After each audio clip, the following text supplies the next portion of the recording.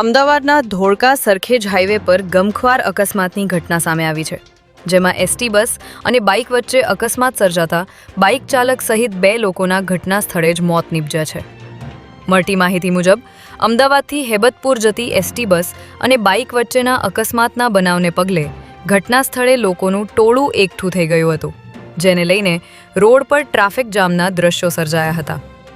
અકસ્માતની જાણ થતાં ધોળકા પોલીસ ઘટના સ્થળે પહોંચી હતી અને બંને મૃતકોના મૃતદેહને પીએમ અર્થે મોકલ્યા હતા.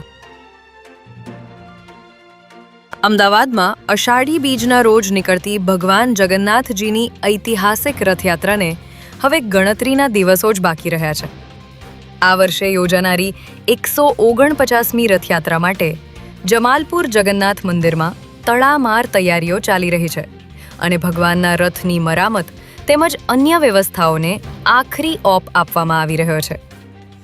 મંદિર પ્રશાસન પાસેથી જાણવા મળ્યા અનુસાર દર 2 થી 3 વર્ષે ત્રણેય રથના આગળના ભાગના કુલ 6 પૈડા નવા બનાવવામાં આવે છે, ત્યારે આ વખતે પણ કારીગરો દ્વારા સતત 15 દિવસની કામગીરીના અંતે 6 નવા પૈડા બનાવીને તૈયાર કરવામાં આવ્યા છે.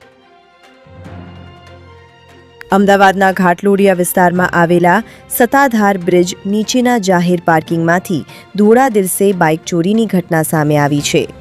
નરોડામાં રહેતા જિગ્નેશ કુમાર મકવાણા સત્તાધાર 4 રસ્તા પાસે શાંતિ મોલમાં આવેલી એક બેંકમાં ઓફિસ બોય તરીકે ફરજ બજાવે છે અને તેઓએ પોતાનું બાઇક સત્તાધાર બ્રિજ નીચેના પાર્કિંગમાં લોક કરીને પાર્ક કર્યું હતું અને સાંજે જ્યારે તેઓ શિફ્ટ પૂરી કરીને ઘરે જવા માટે પરત ફર્યા ત્યારે પાર્કિંગમાંથી તેમની બાઇક ગાયબ હતી.